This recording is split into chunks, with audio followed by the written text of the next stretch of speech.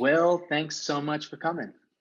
Happy to virtually be right here for sure. We were just talking about this, but I'll repeat it for the video. You and I have been on really interesting and similar paths. We were both. You started Opentrons in what year? 2014 is when Okay, we started it. Yeah. and we started OpenROV in 2012, in 2013, and we Mhm. were both these kind of DIY science projects that launched on Kickstarter and that Open found these source. open source and then Mhm. found, kind of grew out of the maker movement and the DIY bio movement, found these communities, and then we got sucked into company building for the past 5 to 10 years, which is a whole other story. Um, and but we've never met, Right. and we've been on different coasts, and I don't tons of overlapping mutual friends, but we've never met. Right. And so I'm excited to be able to do this and to get this story on record. So Me too, man. tell me about that time for you, 2013, 2014, 2012. Where were you, and what was your life like at that point? So let's do start at 2010 because that's when I graduated from college, and I was a Democratic campaign hack. I was a progressive campaigner, and I had worked on congressional campaigns and local races, and um, I was a field organizer out there doing voter contact, voter registration, persuasion calls, and all that stuff. And I kind of joined a bunch of other Democrats that got pretty disillusioned when we worked our asses off for Obama, and then the bank bailouts happened a year after that, and I moved to New York for Occupy Wall Street. So I left my Democratic campaigning and I moved to New York for Occupy Wall Street, and that's really, I'd say, when my interest in tech got started, and when I started thinking about technology as a political lever, which is definitely right where my head was at in 2012, which is when I started at ITP, the program at NYU that Arduino came out of, and MakerBot was associated with, and is really I don't know, on the formalized education side, a pusher of things like the maker movement or open source hardware and stuff like that. And it was because during Occupy Wall Street, I tried electoral politics, and found out that it's so hierarchical that you basically have to sell out to join the machine to get enough power to actually do anything. Mhm. I did activism, which is an extremely powerful historical force, but leaves someone like me who really wants to, I don't know, I like building things, and Mhm. it's more about kind of conflict and line drawing and really important work. And I'm getting back into a lot of it now that I've built a company over the last Mhm. 10 years. But after Occupy Wall Street, I found myself really hungry for getting my hands into building things. And Occupy Wall Street was really the American version of a bigger global movement that started in Tunisia and Egypt, and went in through Spain and the student movements. And people called them the Twitter revolutions at that point. And that really was like the 2010, 2011 timeframe. And Twitter had just entered the countries like Tunisia and Egypt that had centralized control over the news. People started producing news for themselves, and it had literally revolutionary implications. And so this idea that people can be empowered to do things they could never do before by being given new tools and technologies. And that is a political act. You're giving people power that they didn't have before by handing them a tool, and that can create revolution. And that was really where my head was at, after Occupy Wall Street and going into ITP, which is where I kind of created a technical, I would never write code professionally, but I at least learned what the heck it means, and how to talk to coders and gain some technical literacy. So I don't know, that's kind of a big whirlwind tour of my thinking at that moment. Mhm. You know, it's interesting because it's almost like the timeline is so close to my life, and I was on the West Coast in San Francisco, and you going to ITP and GenSpace is Yeah. is like at this exact same time I was showing up at Tech Shop, which was Uh-huh. the makerspace in San Francisco, and then Totally. BioCurious, hanging out with them when they were launching their Kickstarter project. Yeah. And what drew me to it was, I think, something similar. Was the groups of people that were hanging out there had an astounding amount of agency, Hmm. right? They were there was no one telling them Yeah. that they couldn't do So, things, right. and that became really intoxicating for me. And there's a similar story of all the companies and projects and people that grew out of that. um, what can you tell me a little bit about those spaces like ITP and GenSpace at that time? Who Yeah. was there? What were the conversations like? What were the tools like? I mean, that was really the moment when 3D printing was having its big aha moment, and everybody's like, nobody's gonna buy a plastic plate at the store anymore. We're all gonna print them ourselves, and scarcity goes away, and have this time of manufacturing abundance. And that was super intoxicating to me. And MakerBot, the company pushing that forward, is based in Brooklyn. Still, it was based in Brooklyn, and was at NYC Resistor, which is the like software hardware hacker shop, hackerspace that actually gave GenSpace like 100 feet of space in their shop before GenSpace found its actual place a few blocks away. And which is history I didn't know until after I had already been at GenSpace for a really long time. But I was simultaneously getting, really like the Occupy Wall Street, generational moment of grabbing power for ourselves, and then this idea of a manufacturing technology that's bottom up, and nobody can tell you what to do anymore, like you're saying, and all this agency. And that is really really what's driving me at that point, as you say. And I mean, ITP is it's an art school, and you can go and get basically whatever you want to get out of it.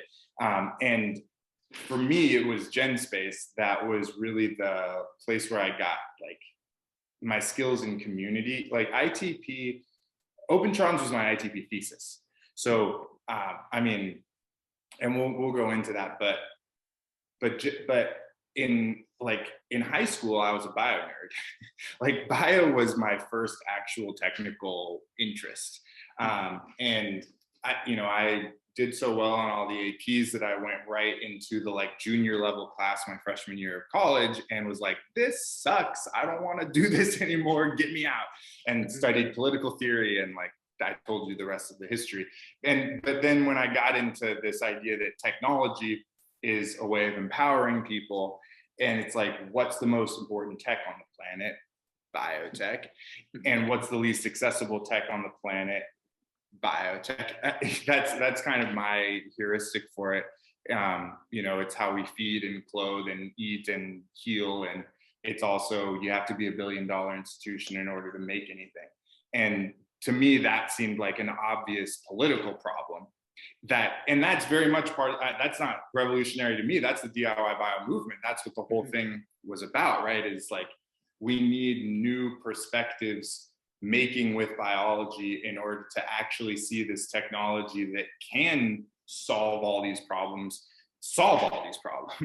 or it's never going to actually hit that potential, because we're going to keep on making shit that's like for owners and hair loss and being eating too much steak, like all the old white guy pills that make a bunch of money, and we're not going to cure any of the stuff. Like malaria is still killing millions of people in the third world. So to me, it just the idea that, okay, I'm getting into technology so that I can do this bottom up empowerment thing, And then like, okay, where do I need to do that? It needs to be in biotechnology, because that's A, what I'm most interested in technologically and my like deepest technical understanding.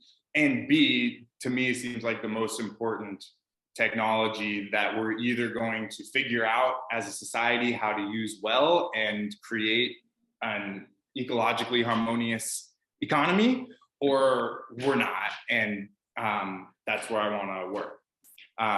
So, and I, like you said, that I don't think I was the only person thinking like this by a long shot. This was definitely a moment where people were thinking in this way, and where focus was being drawn on biotechnology as this particularly egregious form of, you know, concentration of technical power, and that needs to be democratized urgently.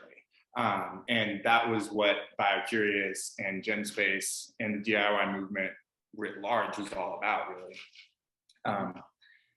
Yeah, and I think Opentrons was just like a one way of, you know, acting on that thesis. And a lot of people acted on that thesis in a lot of ways. Yeah, and it's interesting because you came to a conclusion that I came to, and from my reading of your story, you came to it in a similar way, which is, well, it's tools, right? Like it's access to tools. Like this is like problem number one, and if they're so expensive, none of us are going to have them. And so let's take these building blocks that the maker movement, you know, the stepper motors and the Arduinos, and let's see what we can build. And we just copied and pasted that with underwater robots. Our roommates at the time were doing that with satellites, which ended up, you know, becoming Planet, that company. And you know, you just did what was right in front of you. And correct me if that's not the case, but No, I think exactly it. Yeah.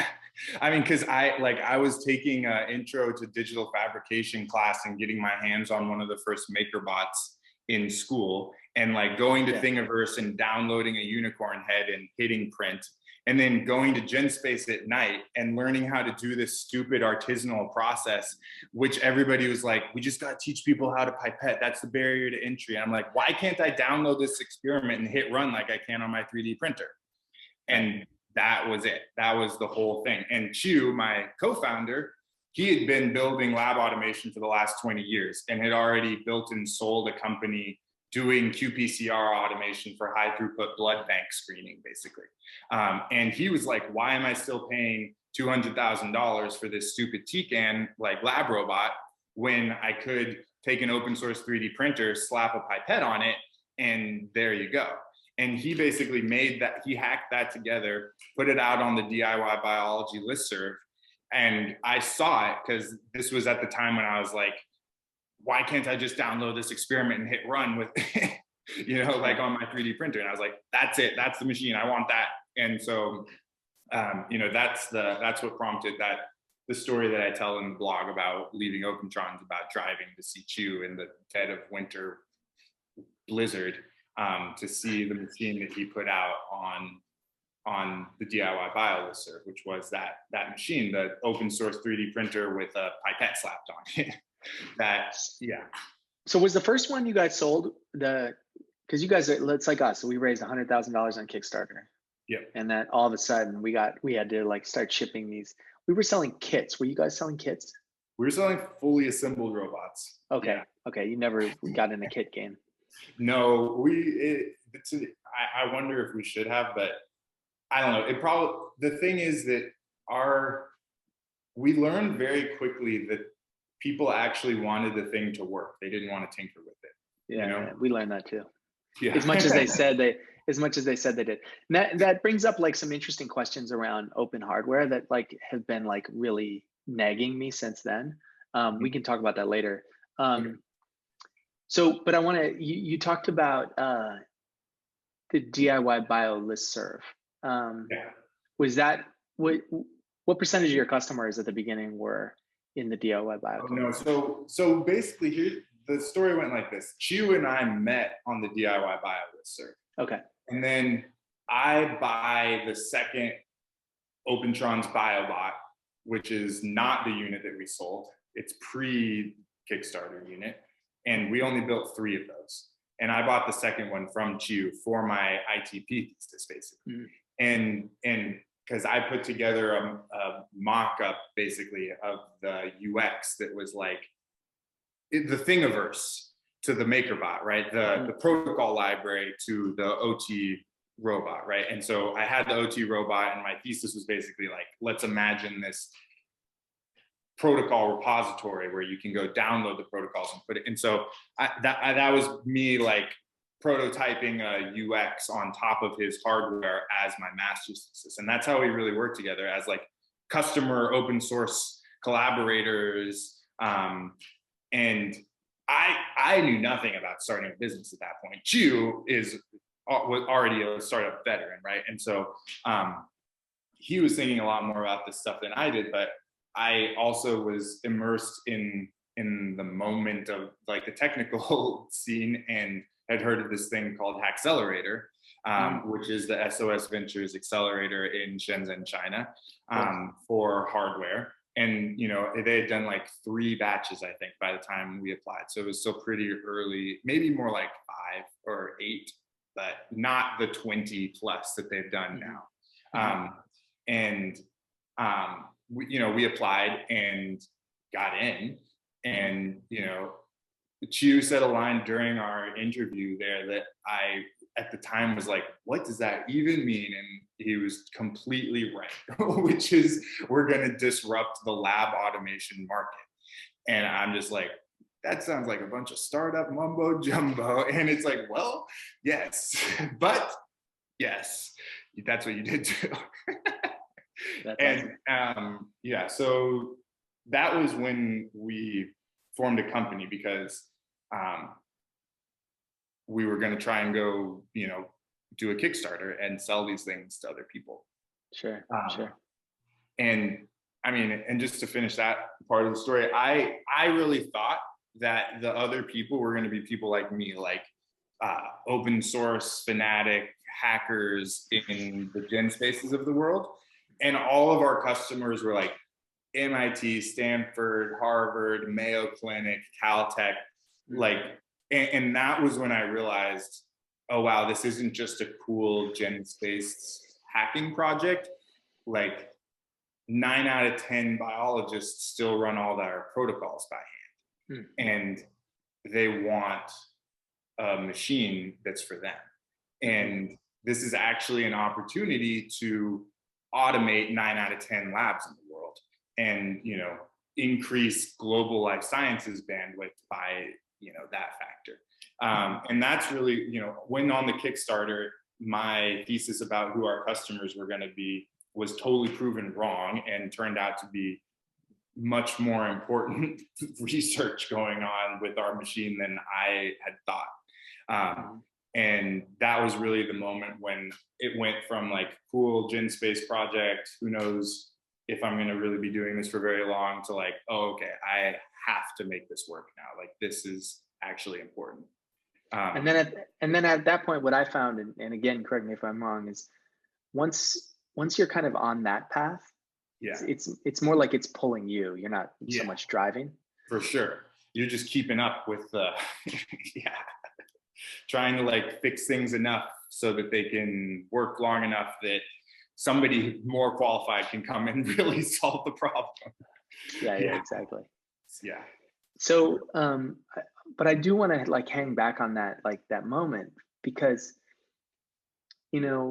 I think you and I are both mutual fans of Rob Carlson's book, Biology is Technology. And very fundamental to my thinking. Yeah, me too.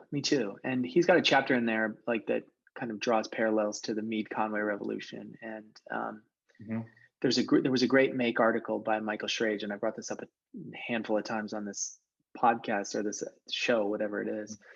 It's called Kits and Revolutions, and he wrote this blog post. I don't know if you ever read it, but there's like this consistent rhythm and pattern to technology development where there are these scenes of amateurs who kind of get together, and then they're building kits, and then the kits make the amateurs more talented, and it just Mhm. becomes this virtuous cycle. And then companies form out of it, and then they get sucked into doing big company things. Um, Exactly. but that cycle of that, like that common theme of amateurs is really common. And um, the thing about it is sometimes technologies need to be re-amateurized, right? Mhm. Like the Mead Conway, they kind of developed, this there was a revolution in how electronics are designed. But then Arduino comes, 25 years later or 20 years later and says, now this can be even simpler, and we can open this up to an even wider group of people. And but like what I see, like that moment, that DIY bio moment of the early 2010s, what I'm watching for now is okay, what next? It feels like there's the opportunity for this kind of Yeah. re-amateurization again, because back then there was iGEM and like all the amazing things that came out of iGEM, like Ginkgo Bioworks and just so many other things. um, Now I'm trying to like look Mhm. out now and find and like gather up the DIY biologists and seeing where they're at, because I'm certain that again they're going to, like you did, find the interesting path forward for the technology. One, do you agree with that kind of thesis? And two, um, what do you see on that front? I mean, in terms of the kits cycle, like kits being a crucial catalyst for turning amateur hackers into professional company builders, like that's really interesting, and I definitely like resonates with my story, um, and with a lot of stories. I mean, Tom Igo is one of the Arduino founders and a professor at ITP, and he tells this story of how this was like a tool that they were building for themselves, and then they started building it for other people, and now he doesn't want to even like, the business is so complicated, and it's a story that resonates with so many of us, I think. And I feel super fortunate that I was really able to hand off the company building at a point when I was able to, because it was running under its own steam. And so there were like real company executive people that wanted to turn it into a real company, right? And that was like super fortunate that we hit this historical moment where everybody needed a liquid handling robot. Yeah. And scaled, and I could pass it off, and Ju and I could pass it off. And we have amazingly talented business people running it now. But and then in terms of the like our DIY bio people going into, so I just think that the whole carbon dioxide removal technology space is kind of, that's where I'm really focused right now. Yeah. And you do see a lot of interesting amateur, like there's Air Miners, which is Tito's, and Tito, he launched the Kickstarter he launched the first open source DIY bio Kickstarter for the Open QPCR. And now he's running this Air Miners community, which is, I'd say, it's probably the place you want to go if you're interested in starting a new climate startup, I'd say. And then there's the Open Air Collective, which is an awesome Discord channel of open source hackers. It's more the Gen Space Biocurious scene of the like, let's learn together, let's hack together. And they also, though, have a very strong policy shot. Like they've actually passed laws that they've written on GitHub as a community in the New York State legislature. And that are all, like the first one was the Low Embodied Carbon Concrete Leadership Act, LECLA. And they passed it, and it means that New York State now, instead of just buying concrete from the person that gives you the lowest price and the highest quality, you also have to buy from the person that gives you the lowest embodied carbon, which basically means amount of greenhouse gas that goes into the atmosphere to produce that. And they passed this law, and they're a group of amateurs that gather on Discord. And super effective, super duper effective, and very much mirroring the Gen space ideals and sort of energy that I think so many important things came out of 10 years ago now. Are there spaces that in addition to the like carbon and climate space that you see this happening? Yeah, well, I'll say a few things about that first, is because Yeah. like I remember being at this place called Many Labs, which was this place in San Francisco, and Tito was hanging around there. Mac was there. There was a few Opentrons there, actually, I think. Totally. And I remember sitting on the couch, and Tito was like, "Yeah, I think I'm going to get into like carbon capture." Yeah. And he like, it was just like a nascent conversation with him and a few friends, and like they were just starting to get that going. And I like vividly remember being on the couch and like, oh, that's interesting, but also feeling like, wow, that seems like pretty out there.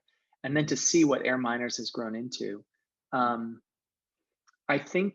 And then I also, got a tour of Charm Industrial when it was just like a backyard kind of project, and Peter was, doing this part time outside of segment, and seeing some of those things. You realize that those like big things always start like that, and that the kind of the Moore Foundation created that Many Lab space for those kinds of collisions to happen. And it's one of these things where it's, even though we know that's how these things happen, like it's so hard to invest in that, right? Like even as like there was like a stretch for, I don't know the whole story about the Moore Foundation, but like philanthropically, that was like a really bold thing to do.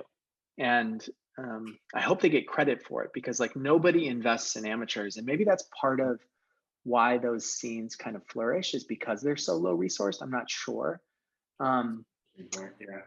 But I'm interested in figuring out if there's something that could be invested in. Not invested in, but like underwritten in a way that made that kind of thing more common. Many Labs is a good example, because it was literally a like DIY bio space that morphed into a like specific climate space, like that then turned into Air Miners. But in a lot of ways, it was kind of the air, like a lot of the projects that went a bit more pro out of BioCurious moved into that space, right? And then it's such a direct lineage. It's totally direct lineage, but it's one of those stories that like just doesn't get told that often, because even like I was reading, like doing kind of background for this research or for this interview, like all the articles about you, it's like leftist Occupy Wall Street activist starts biology company. And so like the kind of the retrospectives always like take the most extreme story and try and like and make that the headline, versus like they kind of skip over the amateur scene aspect of that, which is natural. I mean, I've been a journalist, and it's like sometimes you just have, sometimes these stories just write themselves. Which is difficult. I don't know how to solve that. I mean, so you asked what scenes I'm watching right now. Science. So I started this interview series a year and a half ago because there were so many people, and this is something that you've probably dealt with too. We were building these tools for scientists, and I just time and time again, we were giving them tools and telling them, just go study whatever you want. And like the mental shackles that so many people were on, of like, I just have to publish a paper and I'm on this track. And it was so surprising to me how many people felt like trapped in that system. And so I was curious about all of these people who are kind of dropping out of academia and kind of like wandering into the desert to like find a new path forward for pursuing their questions and curiosity. And also these amateurs like you and me, and these people starting new science organizations, where in a space, they were kind of in a place that the future is really uncertain of what's going to work. But there's now like mountains of meta science research turning up like saying that we need to do science different, we need to fund science differently, we need to try different things. So that's the community that I've been really excited about. Does that resonate with you, like having worked with so many scientists? Oh yeah, I mean, the just the level of, I mean, I know how academic grant budgeting happens so precisely now, because this was a top 5 concern of my customers is, Yeah. how do I fit this into my grant budget, you know, Yeah. and figuring out how to be flexible for various payments and making that work for them. And like, just, I totally agree that this is the way that science is funded completely constrains the projects that are and are not possible, and the timelines that are feasible, and therefore the types of projects that are doable, and the types of tools that they can buy, and what they can use the tools for. And just like, the whole thing is, yeah, I mean, you could reimagine it infinite different ways and come up with, way different societies based on how we fund our, social research and development and technology development. And right now, the way that we do it is very transactional and like competitive, and it doesn't really make a ton of sense often. I agree. And I think you and I are similar in that, because we're not on that track, we're not publishing papers, and because we build tools and we've become really intimately familiar with grants and the grant budgets and the process. It's like you're looking at it, you're going, this doesn't make any sense. It's like a trap. Yeah. So okay, I want to talk about the direct air capture and how you're like transition. Like, I want to talk about the transition process, because I always think people in the midst of transition is interesting. But before we do that, I want to ask about the pandemic, because there was a LA Times story that I read and kind of had heard from Rob Carlson, but I'd love to hear from you what happened and what the Yeah, early days of the pandemic, what you were thinking, how you guys responded, and where you see that going. totally. But so I talked about my transition into what I imagined Opentrons could be, right? How we're going to automate 9 out of 10 science like biology labs that aren't automated today. And in fact, that's proven true. 3 out of 4 of our customers have never had a lab robot before. So we're, lab's first robot, learning what automation even means, how to transfer your protocols from manual to automated.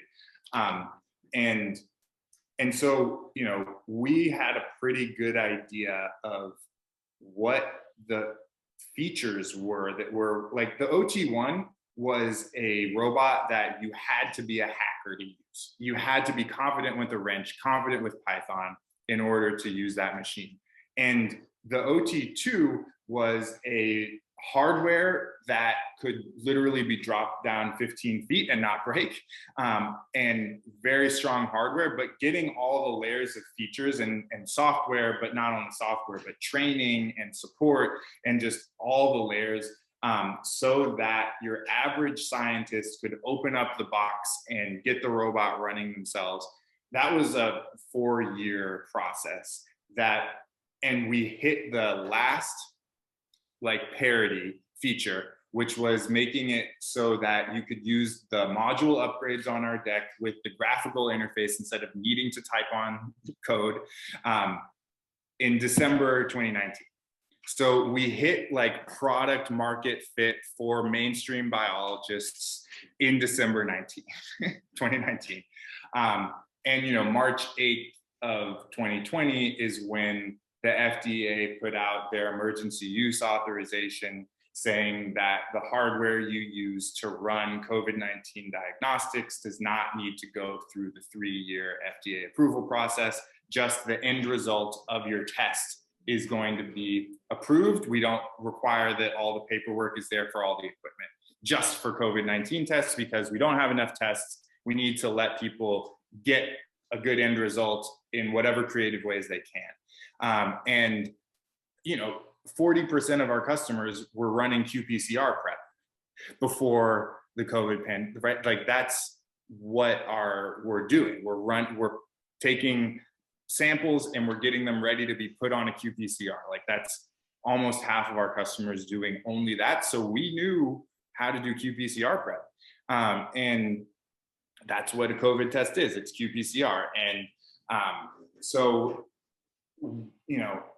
we basically built the right tool for the user, and now we just had to get it in people's hands. And March 8th, I published a blog that's like, here's how you can use 10 Opentrons robots to get to 2,500 COVID tests per day. And it lays out, there are 3 different configurations: Station A, Station B, Station C. And here's how, you sequence it out, like the Gantt chart for the samples flowing through. And we share that out, and immediately start getting contacted by, at that point, the very, very first, Seattle and the Bay Area were kind of the scary places. Obviously, New York was where the real first wave really, really took off, and where also Opentrons testing took off. But in March and April, I was out in California installing robots at the Open Medicine Institute. But because we installed those robots and learned so much there, we were able to get machines in dozens and dozens, like 50 plus hospitals in the US and Europe. And we were basically the only available solution for the hospitals that are not, the richest hospitals. That don't already have like the Roche Cobas machine, top of the line thing. And COVID presented this really interesting challenge for hospital labs, because a hospital lab will typically have, let's just say you've got 100 patients that need to get tested, and that'll be like 50 different tests. Like this person's got an infection, this person's got a urinary thing, this person's got an upper respiratory thing. And it went from, 100 tests, 50 different types of tests, to one type of test, just COVID tests, times 10x. So 1,000 COVID tests. And so these labs never have automation because they care about flexibility and being able to change between protocols, not being able to chug through one type of protocol. So for these smaller, less wealthy hospitals that had no experience with automation, we were kind of purpose built for them to automatic. And I mean, the other thing that we had going for us was, because we're cheap robot, typically you buy a robot for $100,000 and you pay $20,000 to get somebody to come out and install it for you. We can't get somebody to go install it for you for $20,000 because we're a $10,000 robot. And so we had to make it so people could install it for themselves. And sorry, my dog is enjoying the rug over here. It's awesome. I love it. Okay. I love it. Great. And so we were already like a socially distanced, you install robot before COVID even hit. And so when the travel ban was there and it didn't matter, we couldn't send out a technician to install your robot because we already had all the tools for you to be able to install your own robot. So all that said, that we created a tool that the world, woke up one day and really needed. And to us, it was just about how many can we ship, how fast.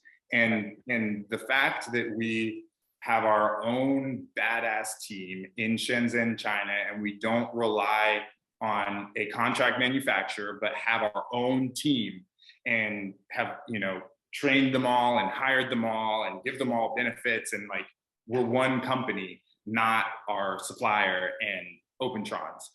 That meant that we really could just turn up the dial and pump out more robots. Because I mean, the good thing was China had managed their pandemic so that right when we were getting into the thick of ours, they were all getting back to work.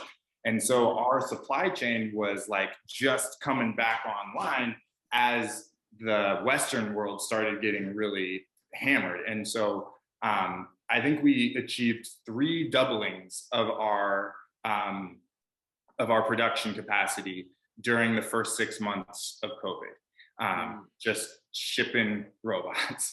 And Wow. our customer support team was, literally on calls at all hours of the night in every major, habited time zone, and like robots all over the world running COVID tests. And by like July of 2020, there were enough Opentrons robots out there running tests every day that we estimated 1 million tests a month were going across the decks of Opentrons robots in July 2020. So we, it was just like, from a startup growth perspective, it was just insanely right time, right place. And if it had happened 9 months earlier, we would not have been able to respond as well as we did. But because we had been working our asses off to get our machine to that right product market fit for the mainstream biologist, aka it has all the features that you need as a hacker to get your robot to work. And we'd gotten there by the end of 2019, right in time to start shipping bunch. And so, that was really the first wave of Opentron's response, and doesn't even include the story about starting our own COVID testing labs, which is also part of the story. But Yeah. I just want that was the first chapter of the Opentron's COVID saga. Do you mind telling me the story of starting your own Opentrons? Totally, yeah. No, I just wanted to pause. Provide a break. Take a deep breath. Yeah. No, that's awesome. Yeah. I mean, so since we shipped robots to hundreds of robots to dozens of labs, we kind of knew the good, bad, and the ugly for running high throughput COVID diagnostics. And one of our customers at NYU Langone, the Buca lab, Jeff Buca's lab, had basically used our machine they put our machine on the front of it to take samples from hospitals and transfer them into a format that could fit on the work cell that they already had for their big SynBio. They're the team that created the SC 2.0, the first synthetic yeast chromosome. They're the first people to go from nothing to a eukaryotic genome. Like Venter did the first nothing to prokaryotic genome, but they did a yeast, which is a eukaryote. So it's chromosomes and a nucleus, not just plasmids. And basically they without going too much into the details, had an extremely good, high throughput, high precision, efficient qPCR workflow. And our robot was the thing needed to turn it into a diagnostics workflow. And we worked with them to set that up over the first wave of the pandemic. And then, I had been on all these startup New York panels that the economic development, there's this thing called the NYC EDC, Economic Development Corporation.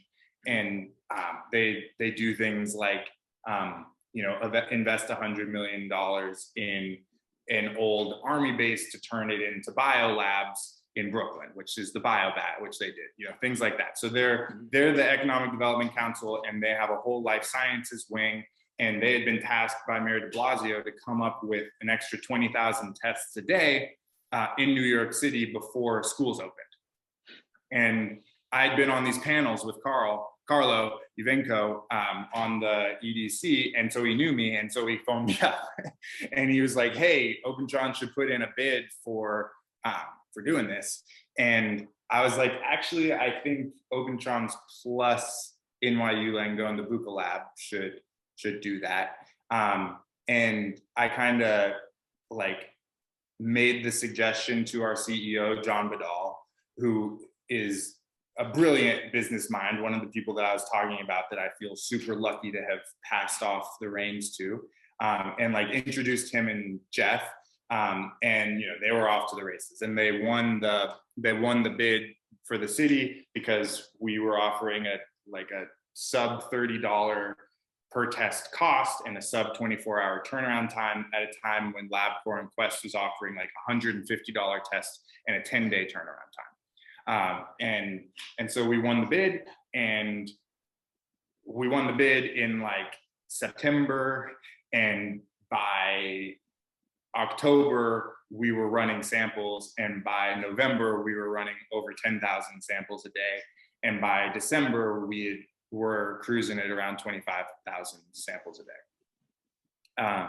And it's all thanks like this like that handoff moment where I was like, John, Bukalab, go, was really, that's like when it just, the new growth trajectory. And my best work at Opentrons was over at that moment, and a whole new generation of like badass hyper growth operatives came in, and like going from getting the keys to running 25,000 samples a day for the 11 biggest hospitals in New York City over the span of weeks, not months, it is just unheard of in diagnostics labs. And we went from being 90 people to 600 people. And so and basically, and now we've got a whole new generation of amazing executives that came on from, Greg Greeley, our COO, came on from Amazon, most recently at Airbnb. He was president and COO at Airbnb for the 4 years leading up to and through their IPO. And sorry, it's getting dark here. The sun's going down. No worries, here. no worries. That's it's all good. This is and, mostly for you and me, so it's like, yeah, cool. It's all good. Right on. And yeah, our chair of the board now is this amazing woman, Myrtle Potter, who's been in big pharma for forever and just knows everybody, and has offered, she chairs our board meetings now, and it's just inspiring to like see such a good executive at work in that context. I'm an observer now on the board, which is basically my role in the company is I'm an observer now and a fanboy. And I could not be more grateful. It's so cool. Congratulations, first of all. It's awesome. Thanks, man. Second of all, thank you. It's heroic work, and I know it's a lot, and I hope enough people are appreciative of everything you guys have done. That LA Times story, and I'll link to it in the notes for folks, but I remember talking to Josh Perfetto, who runs TriBio. Yeah. He's in the DIY bio scene, started OpenPCR, OpenQPCR. Hearing all the stuff that they were doing to respond to COVID, Ellen Jorgensen's startup, all the stuff they were doing to respond to COVID. Yeah. I think the LA Times piece started to get at this. Yeah. But what I really hope for is that somebody tells that story that draws the line all the way back to those garages and those warehouses in 2010 and those conversations, to the heroic work that so many of these groups, with those people leading a lot of them, did during the pandemic and will continue to do. Because then we can go back to all those stories, those like glowing pet stories about DIY bio that have come out over the past 5-10 years. Like, are we gonna have glowing pets? Should these people be doing what they want? It's like missing the big picture. And I get that those stories, but there's something really important. Special has gotta include the glowing puppies otherwise it's not a Netflix special. But Yeah. I think that the real interesting story is more of a historical story about how all these people did get their start in the DIY bio community. And then it's like, I hate to say we told you so moment of like, yeah, we said that this was really important and society needs this badly. And don't you wish that every community had a center for biotechnology education, which is basically what a biohacker space is, embedded in them, that they could go to and ask about what is a vaccine and how does a virus work and all this stuff. And like, that would be really good. And Rob Carlson has this fantastic proposal that it was like 10 years ago, maybe even more. It's like, hey, here's a policy idea. It's like invest in creating community biolabs in communities across the country.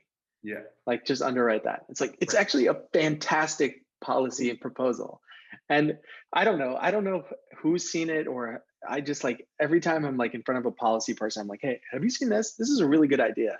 Because I think that would be like, I think that's like a fantastic investment that this country can make for like the seeds of entrepreneurship, of education, like science. I hate to use the word literacy, but like rebuilding this bridge between science and society. Right. So jumping ahead, thanks for telling me that story. Now you're in this moment, and I've been in this moment for a year and a half now too, where you get to step away from this life that has been pulling you. It's been so engaging, and your identity's all wrapped up in Will from Opentrons Will. Right. And you get to take a step back and chart your next chapter. Mm-hmm. What's that process been like for you? Yeah. Well, I think I gotta bring in Kristen in here, my fiance and life partner, and also employee number 7 at Opentrons.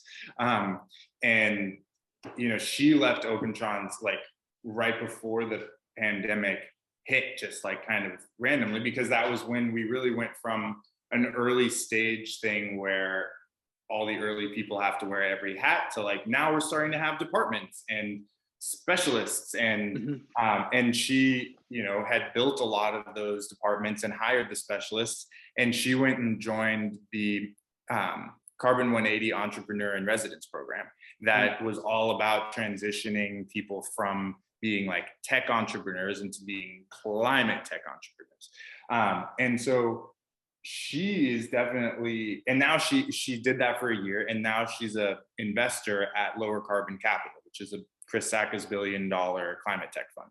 Awesome. And so I have been kind of pulled in her wake and inspired by her learning, and really been osmosis absorbing a lot. I've had the benefit that she's been working in this professionally for the last 18 months plus, and sitting at the dinner table with her every night. So so that has been a major part of my journey in this, and been able to learn a ton from her. And I think our arc, I'll even say, was really like, okay, so biotech is carbon tech. It's organic means it's carbon. We have too much carbon in the atmosphere. Like, seems like biology is an important way of tackling this. And really like starting from the most intense GMO crazy ideas, and really starting from that place, because it's the tools that we know.